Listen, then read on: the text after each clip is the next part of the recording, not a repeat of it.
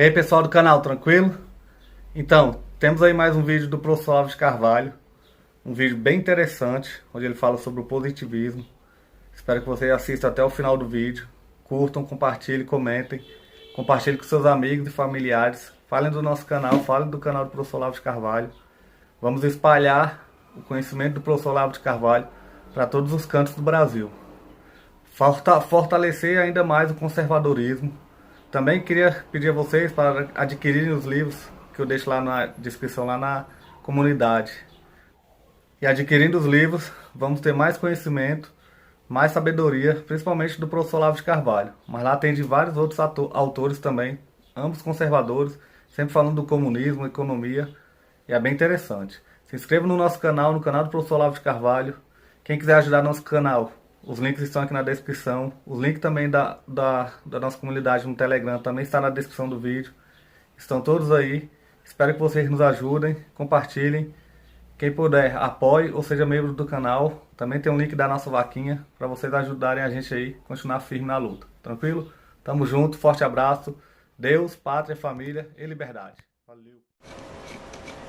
Esta linha de pensamento inaugura então uma corrente que nós chamamos o positivismo.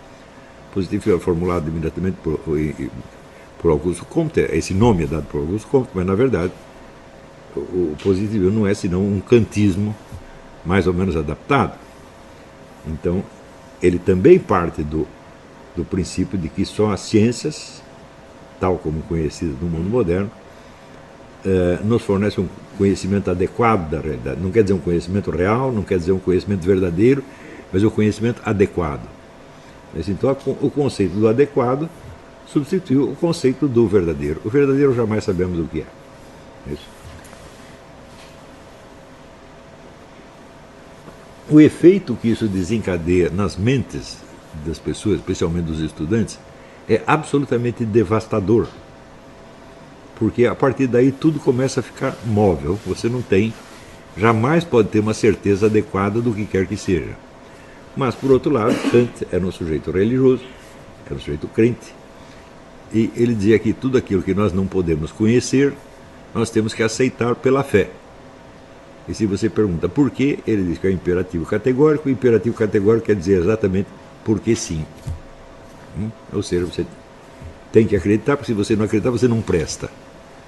Então aí foi cavado um abismo intransponível entre o que é matéria de fé e o que é matéria de conhecimento. Particularmente tudo aquilo que se refere a Deus, a vida após a morte, aos anjos, etc. Segundo Kant, são coisas que nós podemos pensar, mas não podemos conhecer. Mas embora não podemos conhecer, nós temos que crer. Tá certo? Então, todo o conceito atual de ciência e fé que aparece nas discussões públicas, na mídia, por assim dizer, seja a mídia cultural, seja a mídia popular, é baseado nessa distinção do Kant entre o que é conhecimento e o que é fé. Então, a fé consiste em acreditar numa coisa que você não pode saber, mas na qual você é obrigado a acreditar, porque senão você simplesmente não presta. Então, veja, o argumento no fundo é o mesmo do Hume. Há coisas que nós não podemos conhecer, mas nós temos que conhecer, porque sem ela nós não podemos viver.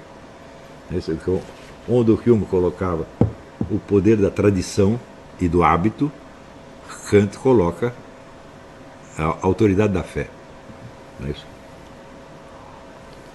Então, é claro que isso cria um problema terrível, porque se você pega a Bíblia e pergunta por que você acredita nisso, ele diz, porque é a palavra de Deus. E se você perguntar, mas por que você acredita que isso é a palavra de Deus? Aí não tem mais jeito.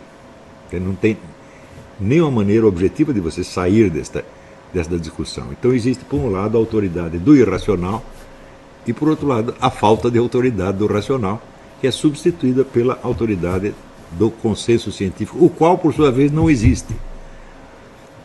Qual é o efeito que você acha que o sujeito educado neste sistema acaba sofrendo na sua mente? Qual seria, por exemplo, dentro desse contexto, a diferença entre um sujeito inteligente e um burro?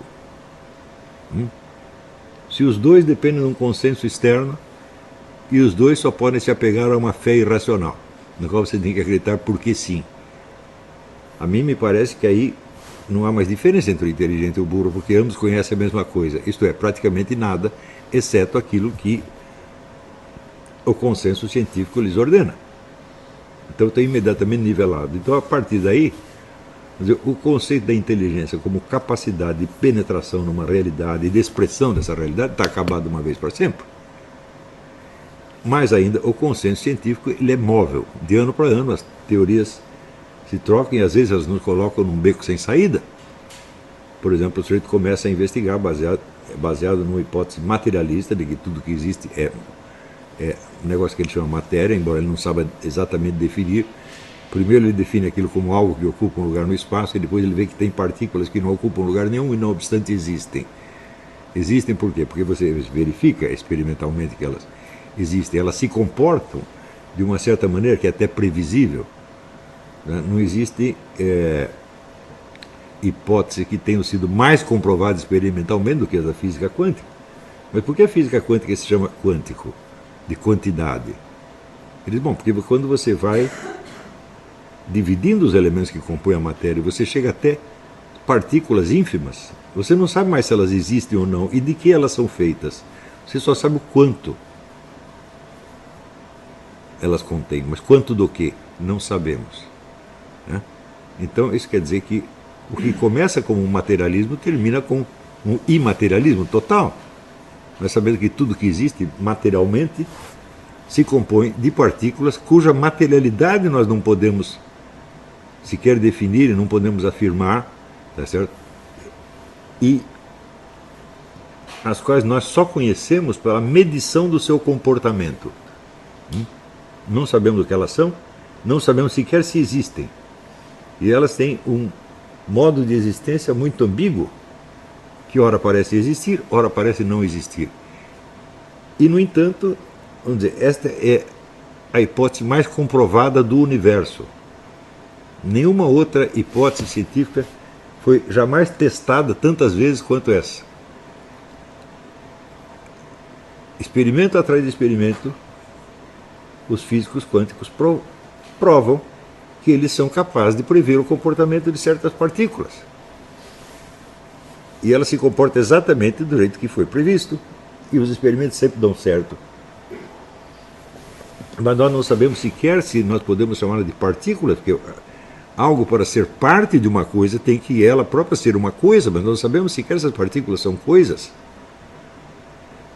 A esta altura, o que significa inteligência?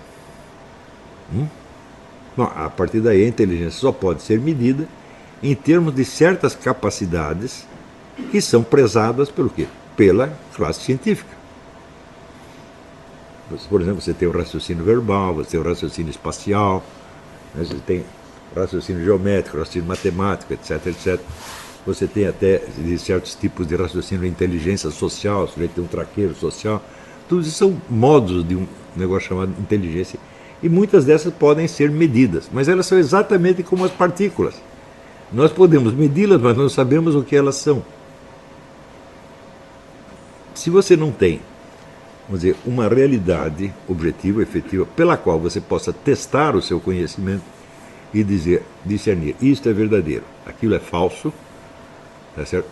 Então a inteligência é apenas uma capacidade operativa cujos resultados não significam absolutamente nada. E note bem, todo mundo está sendo educado nesta base hoje.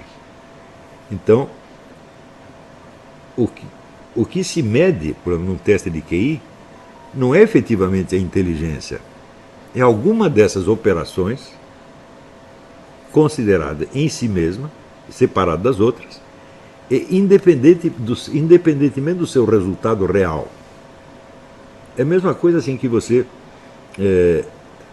medir a capacidade que o sujeito tem de levantar peso. Então ele levanta o peso, ele é considerado um sujeito muito forte.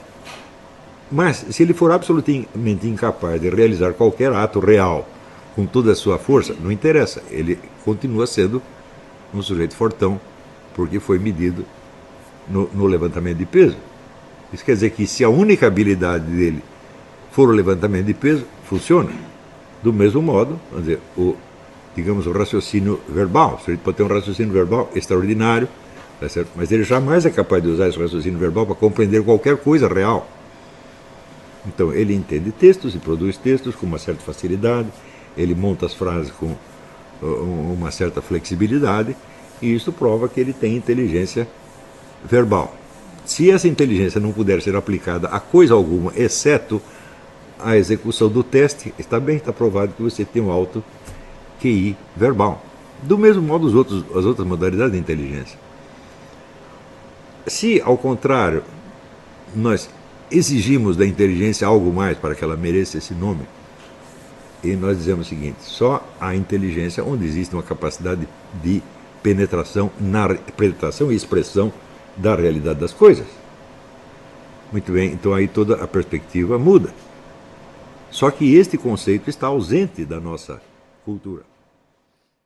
Não. Esse aqui é nosso estúdio aqui improvisado. A gente teve que mudar do outro lá. Tô aqui gravando aqui no meu quarto. É isso aí. Bola pra frente, quem puder, apoie o nosso canal, seja membro. Agora a gente vai ter vídeo semanal aí sobre o governo Bolsonaro. Em apoio aí ao governo. Vamos fazer direto.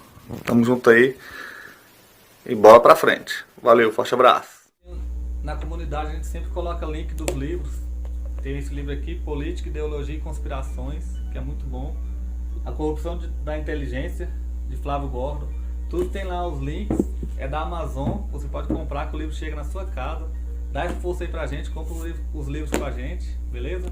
Segue a gente no Instagram, no Twitter. E se inscreva aí no canal.